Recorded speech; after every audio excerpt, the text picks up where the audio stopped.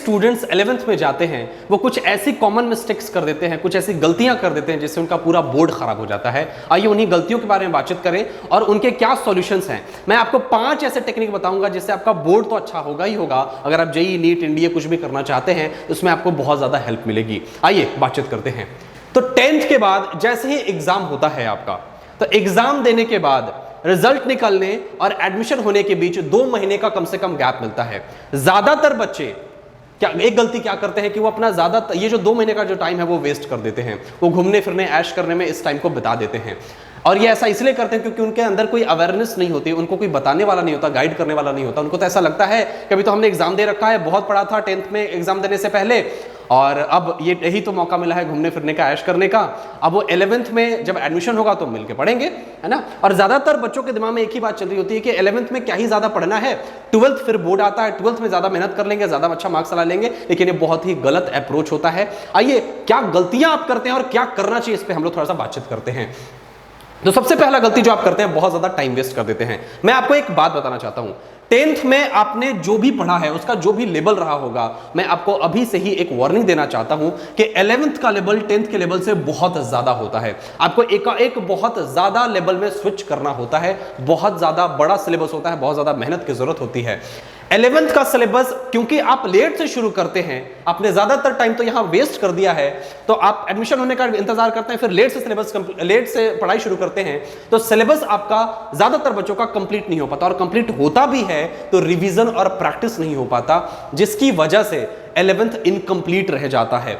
अब क्योंकि 11th और 12th कनेक्टेड है एक दूसरे से, अब क्योंकि 11th उन्होंने खराब कर रखा है अपना, 11th में रिवीजन प्रैक्टिस कुछ है नहीं, कॉन्सेप्ट क्लियर है नहीं, तो अब 12th में जैसे वो बच्चे जाते हैं, जब पढ़ना शुरू करते हैं, तो 12th में उनको वो कॉन्फिडेंस महसूस नहीं हो पाता, क्योंकि ज्यादातर चीजें एक दूसरे से कनेक्टेड हैं। अगर आपने 11th अच्छे से नहीं पढ़ा है तो 12th बहुत अच्छे से समझ में आपको नहीं आने वाला है, बहुत मुश्किल लगने वाला है। वैसे बच्चे जो 11th 12th के बाद जेईई नीट या एनडीए की तैयारी करने वाले हैं, अब उसमें जो 11th के जो पोर्शंस होते हैं, अब क्योंकि बहुत कंसेप्चुअल सवाल होते हैं और आपने तो रिवीजन प्रैक्टिस ही नहीं करा और ज्यादातर बच्चों का तो सिलेबस ही कंप्लीट नहीं होता, तो ऐसे बच्चे जो जेईई नीट और एनडीए की तैयारी करने वाले हैं, उसमें जो 11th के क्वेश्चंस आते हैं, बच्चे उसमें फंस जाते हैं और क्वालिफाई करना बहुत मुश्किल हो जाता है और कंपटीशन से वो बाहर हो जाते हैं। तो अब सबसे अहम सवाल है कि हम करें क्या, हमारा सही अप्रोच क्या होना चाहिए 11th को शुरू करने का। आइए मैं वही सही अप्रोच बताता हूं आपको। मैंने भी वही फॉलो किया था और मैंने जितने भी टॉपर्स को देखा यही अप्रोच फॉलो करते हैं। ये 5 चीजों को जरूर फॉलो करना, इससे आपका बोर्ड भी बढ़िया होगा और कंपटीशन भी आप इजीली क्रैक कर सकते हैं। सबसे पहली चीज, जितनी जल्दी हो सके शुरू कर दीजिए। मैं दोबारा कह रहा हूं, जितनी जल्दी हो सके शुरू कर दीजिए। 10th का एग्जाम आपने दे दिया, 1-2 दिन आराम से मस्ती कर लीजिए, मौज मस्ती कीजिए, क्योंकि आपने बहुत मेहनत करी होती है 10th में। लेकिन 1-2 दिन बाद तुरंत से फिर से अपना बोरिया बिस्तरा उठाइए, कॉपी किताब उठाइए और जितना जल्दी हो सके 11th की पढ़ाई शुरू कर दीजिए। अब 11th आपके लिए बहुत नया होता है और एकाएक लेवल बहुत ज्यादा होता है, तो आप 2 लोगों की हेल्प ले सकते हैं। सबसे पहला, आप अगर कोई अच्छी कोचिंग इंस्टीट्यूट को नहीं ढूंढ पाए हैं अपने आसपास, तो उसका वेट मत कीजिए, अपने आसपास सीनियर से के पास तुरंत जाइए और पूरा सिलेबस समझिए, 11th में कितना पढ़ना होता है ये समझिए और तुरंत पढ़ना शुरू कर दीजिए उनके हेल्प से। और ज्यादा अच्छा तो ये होगा कि आप किसी अच्छे से कोचिंग में एडमिशन ले लीजिए और वहां से एक आपको अच्छी गाइडेंस। देखिए कोचिंग 2 चीजें देती है आपको, एक अच्छा माहौल देती है, गाइडेंस देती है और एक टाइम टेबल देती है।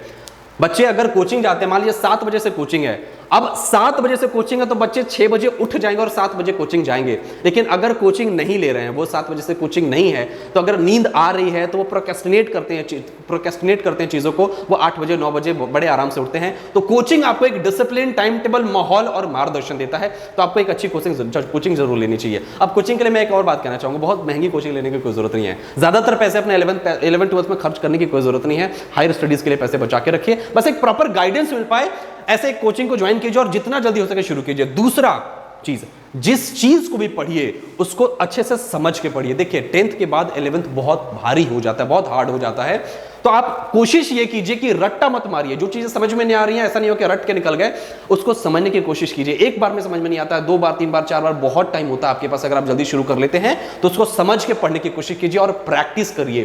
Practice makes a man perfect. अगर आप बार बार एक ही चीज को प्रैक्टिस करेंगे तो जो चीजें समझ में नहीं भी आ रही होंगी वो समझ में आनी शुरू हो जाएंगी आपको। तीसरा बहुत इंपॉर्टेंट स्टेप जो आपको लेना चाहिए, मेक नोट्स। नोट्स बनाइए।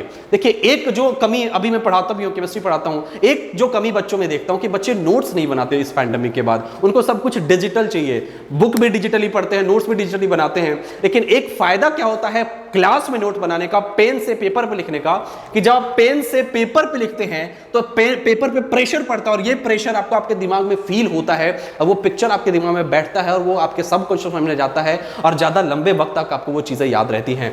तो कोशिश ये कीजिए कि क्लास में ही नोट्स बनाइए। और उस नोट्स बनाने का एक और फायदा बताता हूं आपको। जब आप नोट्स बना लेते हैं ना, तो एग्जाम के टाइम आप नोट्स के लिए हड़बड़ाए हुए नहीं होते हैं, इधर उधर से नोट्स इकट्ठा कर रहे नहीं, आपके पास बना हुआ है, रिवीजन करके जाइए, एग्जाम देके आइए। तो नोट्स जरूर बनाइए, शुरू से ही ये अभ्यास कीजिए। ऐसा नहीं कि 11th तो चलो किसी तरह पार हो ही जाएगा, 12th में जम के मेहनत करेंगे, 12th में नोट्स बनाएंगे, 12th में नोट्स नहीं भाई, 11th से शुरू कीजिए, क्योंकि दोनों इंटरकनेक्टेड। अगर आपका अच्छा करना है तो 11th में भी बढ़िया करना होगा। चौथी चीजें, देखिए हम सब कुछ पढ़ लेते हैं, नोट्स पढ़ लेते हैं, साइड बुक पढ़ लेते हैं, यूट्यूब पे वीडियोस पढ़े वो पढ़ लेते हैं, कोचिंग में पढ़ लेते हैं, लेकिन अपने एनसीईआरटी बुक को अवॉइड करते हैं। आपको कोई भी कंपटीशन निकालना हो, चाहे वो जेईई हो, नीट हो, एनडीए हो, अगर आपने एनसीईआरटी और उसके सॉल्यूशंस नहीं करे हैं तो आपको बहुत डिफिकल्टी का सामना करना पड़ता है। अपने टेक्स्ट बुक जो है आपका एनसीईआरटी और उसके सॉल्यूशंस को बहुत अच्छे से रीड कीजिए, पढ़िए, सॉल्व करने की कोशिश कीजिए, इससे आपका कॉन्सेप्ट बहुत ज्यादा क्लियर हो जाता है। और पांचवी चीज वो है रिवीजन। देखिए, रिजल्ट जो है ना वो रिवीजन से ही आता है, सिलेबस कंप्लीट करने से रिजल्ट नहीं आता है। वरना अगर सिलेबस कंप्लीट कर देने से रिजल्ट आता तो एक टीचर क्लास में सारे बच्चों का सिलेबस कंप्लीट कर देते हैं, उसमें से एक ही बच्चा क्यों रिजल्ट दे पाता है?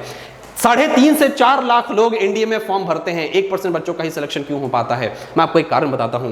ज्यादातर बच्चे जो फॉर्म भरते हैं उनका सिलेबस तो कंप्लीट हो चुका होता है, लेकिन कंपटीशन उन्हीं का निकलता है जो 5 से 7 बार उसको रिवीजन कर चुके होते हैं। तो अगर आपने रिवीजन करने की अगर आपको आदत है तो आपको ज्यादा वक्त तक कोई चीजें याद रहेगी, ज्यादा कॉन्सेप्ट क्लियर रहेगा, ज्यादा प्रैक्टिस करेंगे आप। अब ज्यादा प्रैक्टिस करेंगे तो आपको एग्जाम में क्वेश्चन फेमिलियर लगेगा, ऐसा लगेगा अरे ये तो मैंने पढ़ा ही है, मुझे आपको याद ही है।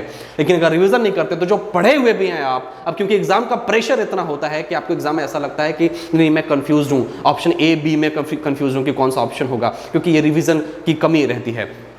एक सलाह मैं आपको देना चाहता हूं। मैंने ऐसे बहुत सारे स्टूडेंट को देखा है कि 10th में उन्होंने बहुत अच्छा किया है, लेकिन वो 11th 12th में आके फुस हो जाते हैं, वो अच्छा नहीं कर पाते। उसका एक कारण है।